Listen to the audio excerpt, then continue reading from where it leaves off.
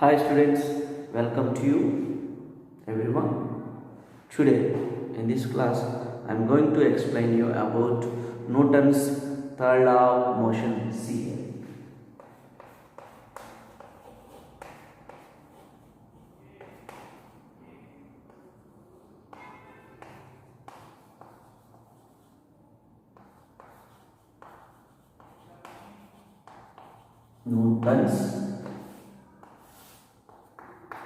Newton's third law of motion. Students, in the previous classes we discussed about Newton's first law, examples of the Newton's first law, Newton's second law.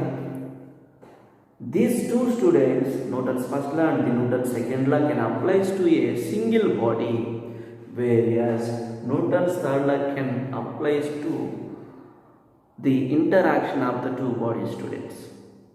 Before going to learn about this, we can observe some daily life applications based on the Newton's third law. Simply, you can observe while you are walking on the surface of the earth at the time, students, each step of your feet apply some force on the surface of the earth.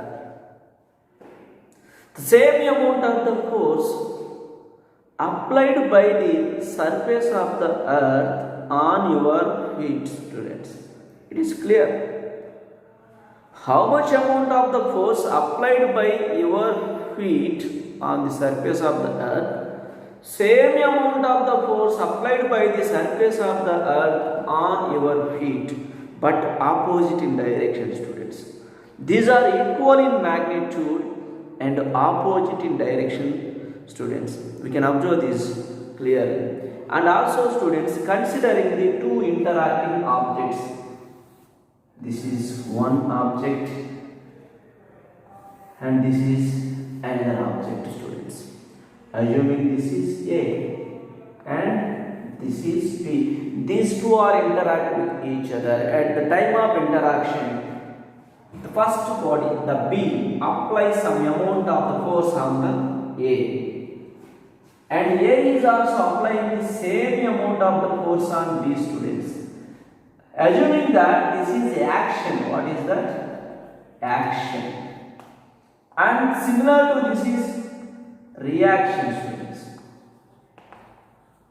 It can be represented simply force applied by B on A. It can be written as AB.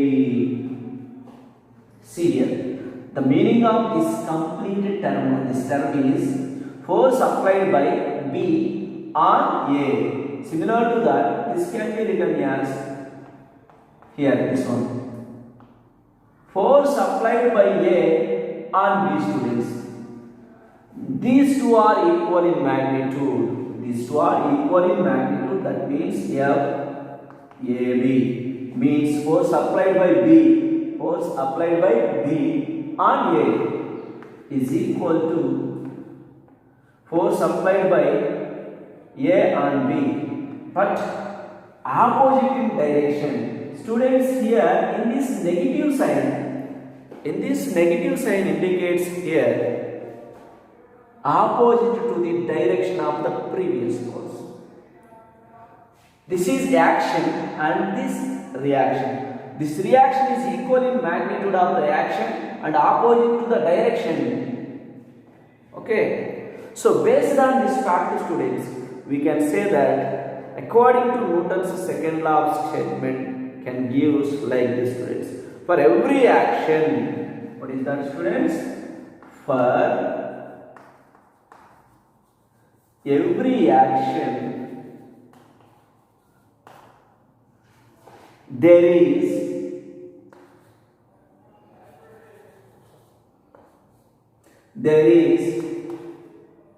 an equal and opposite reaction. For every action, there is an equal and opposite reaction, students. That is action is equal to minus reaction. See here clearly.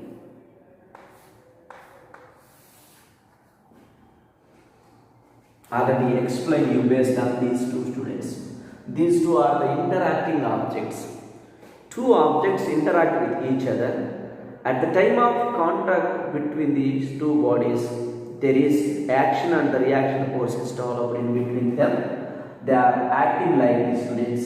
This is FAB. That means force applied by B on A, and FBA. That means students force applied by A on B. This is reaction and this action, students. Okay. So based on this, we can say that for every action there is an equal and opposite reaction, students. Not only this one, after drawing the FBD of our body, students. See here simply, I want to explain you simply. A, you are standing on the surface of the earth. See this. At this instant, your entire body applies some force on the surface of the earth. By drawing these diagrams, by expanding these two like this. This is you, students, and this is surface of the earth. Your body applying some amount of the force. That means your complete weight falls on the surface of the earth due to gravity. Here, this is action, students, which is applies on the surface of the earth. Because of this action, reaction force developed by the surface of the earth on your body. This is reaction. Simply you can observe these two, students. Action develops vertically downward and reaction develops vertically upward. And also, students, action applied by you on the surface of the earth, reaction applied by the surface of the earth on you. That means, students, you can clearly observe that action and the reaction forces acting on two different bodies, not on the same bodies. Action acting vertically downward on the surface of the earth, reaction acting vertically upward on you by the surface of the earth. These are the main difference, students. Because of this reason, students, that means action and the reaction force acting on the two different bodies, so that these two cannot cancel with each other. Students, in case if two forces 10 newtons and the 10 newtons, both they are acting in the same body in opposite direction. Here, the resultant force acting on this body is equal to 0 horizontally, because these two are acting in the same opposite direction, same amount of the force on a single body. Right, students? So that these two are cancelled. F net is equal to 10 minus 10, that is equal to 0. So both are cancelled with each other in this instant. Whereas, considering the Newton's third law of motion, action applies on one body, reaction develops on the second body. These two are equal in amounts, acting in opposite direction on two different bodies, students. So that we can say clearly, action and the reaction forces acting on the two different bodies, so that these two cannot or do not cancel with each other, students. Okay, see here. Action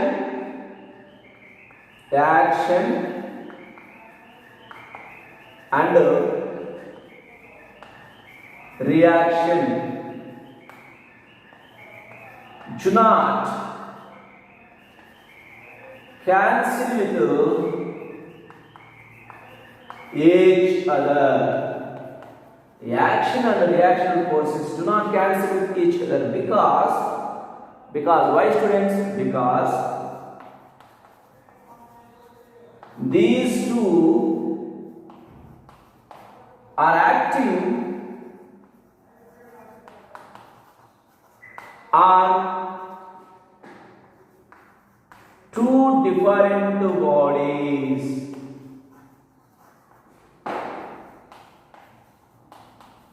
So that action and the reaction forces do not cancel with each other. I hope you understand, students.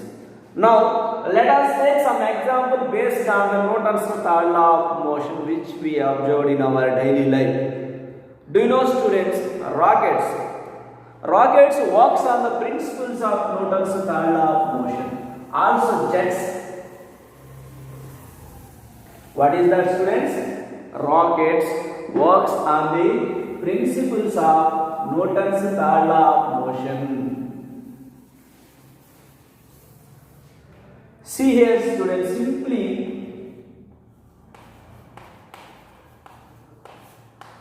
I'll explain you about the rocket, students. Not deeply, simply I want to explain you about the rocket.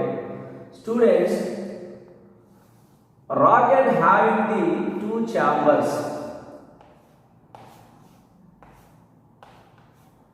Here there is a nozzle, and here, students, satellite is there.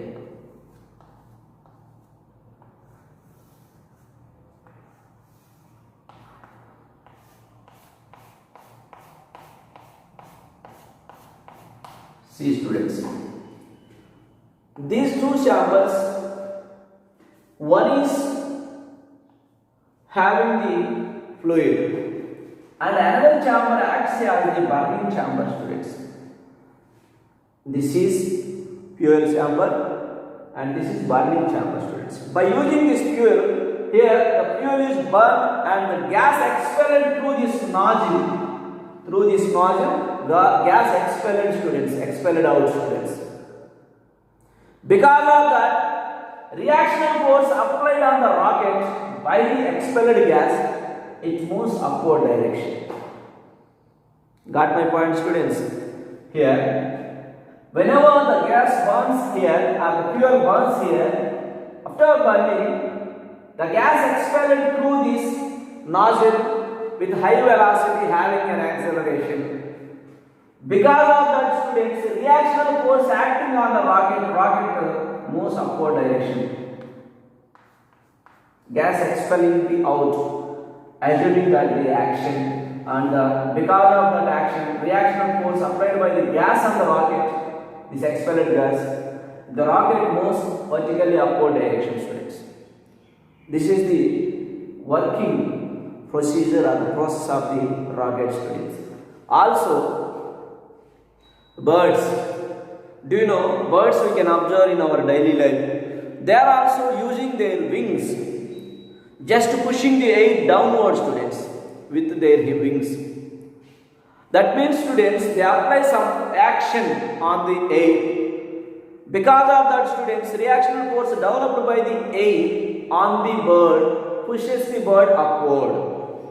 Okay, students. Also, fishes, they are swimming in the water. They just move the water backward. The water pushes the fish forward direction. All these are the examples of the Newton's third law of motion, students.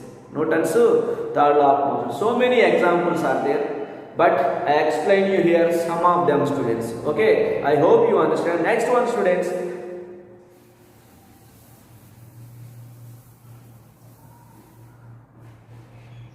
At the time of introduction of the laws of motion, I told you clearly about Newton's first law, Newton's second law and the Newton's third law. I mean importance of the Newton's first law, importance of the Newton's second law, and also importance of the Newton's third law, students. Newton's first law gives to the concept of the force or the definition of the force or the concept of the inertia. Newton's second law gives to the quantitative measure of the force, students. Whereas Newton's third law gives to the conservation of, mathematical expression for the law of conservation of linear momentum, students. Law of conservation of linear momentum. What is the law of conservation of linear momentum? What is the law of conservation of linear momentum, students?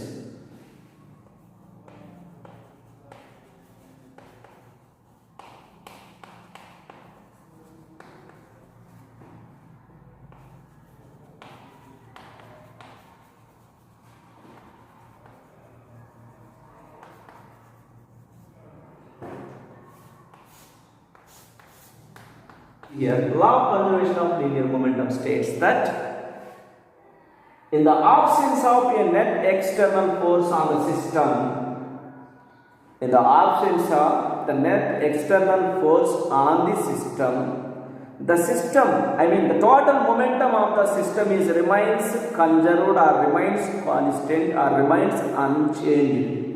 That is, if F net is equal to 0, net external force on the system is equal to 0, then momentum is constant. Then total momentum of the system is remains constant, students. This is the statement for the law of conservation of linear momentum. Once again I told you about the law of conservation of linear momentum. Law of conservation of linear momentum states that in the absence of the net external force on the system, the momentum of the system remains unchanged or constant. That's what, or that is, if F net on the system is equal to 0, then we can say that momentum of the system remains constant, students. Now I am going to explain you expression for the conservation of linear momentum.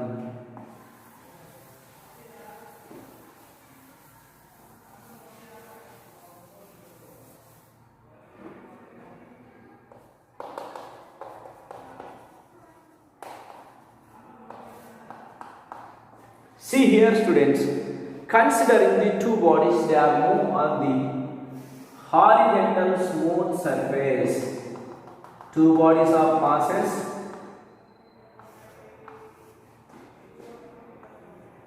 m1 and m2 having initial velocity u1 and u2, students, moves on the smooth horizontal surface. Considering u1 is greater than u2, students, because of that first body moves faster than the second body. After a while, both they are collide with each other. M1 and M2. Time lapse during this collisions is delta t. That is t, students. After collisions, the body M1 moves with a velocity v1 and M2 moving with a velocity v2, students. M1 moves with a velocity v1 and M2 moves with a velocity v2, students. Okay, see here.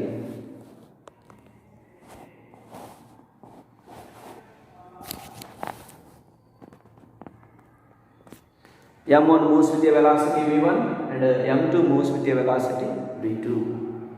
Okay, so here considering these two bodies, students, first of all, first body we should write here, first body and second body. Initial momentum of the first body is equal to m1 u1, students. Final momentum of the first body is equal to m1 v1. Initial momentum of the second body is equal to m2 u2. Final momentum of the second body is equal to m2 vt. Here, students, change of momentum of the first body. What is that, students? Change of momentum of the first body is equal to final momentum minus initial momentum. That is equal to m1 v minus m1 u1. Right, students? Similar to that here. Change of momentum of the second body, delta p, is equal to final momentum minus initial momentum. m2 v2 minus m2 u2, students. These are the information regarding the first body and the second body. Initial momentum means both the bodies having the initial momentum before collisions. Final momentum means after collisions we should consider, students. After that, students, applying the Newton's second law at the time of the interaction between these two. Newton's second law.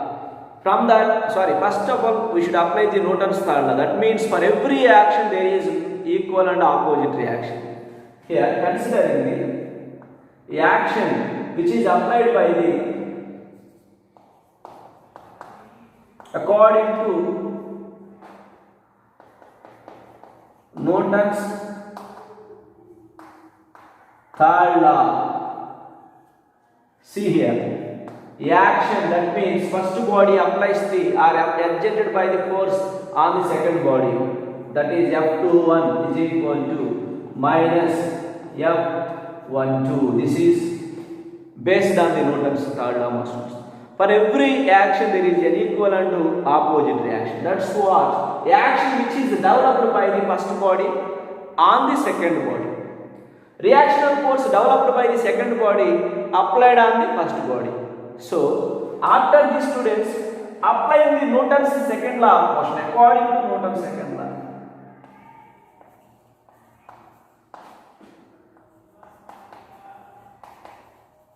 Newton's second law. F net is equal to MER, F net is equal to delta P by delta T. That's what I wrote here. Delta P by delta T. This is the rate of change of momentum of the second body, students, because this force applies on the second body. The action is applying on the second body, so that consider here second body. The change of momentum with respect to the timing of the second body, because this is action and applies on the first body, applies on the second body by the first body. This is action and this reaction. This is F21 and this is F12. So here minus reaction, that is delta P by delta T of 1. Okay, students? Time intervals cancel with each other. Here, change of momentum of the second body is m2 v2 minus m2 u2 is equal to minus of first body, students. m1 v1 minus m1 u1. See that expression. Then after, students, we can write this one. m2 v2 minus m2 u2 is equal to m1 v1 minus m1 v1 minus of minus plus m1 u1, students. Now take the initial momentums and the final momentums of both the systems, first bodies and the second bodies. Initial momentums takes here m2 v2, this minus can be transferred from right side of the equation to the left side, can be plus, that is plus m1 v1 is equal to m1 u1 plus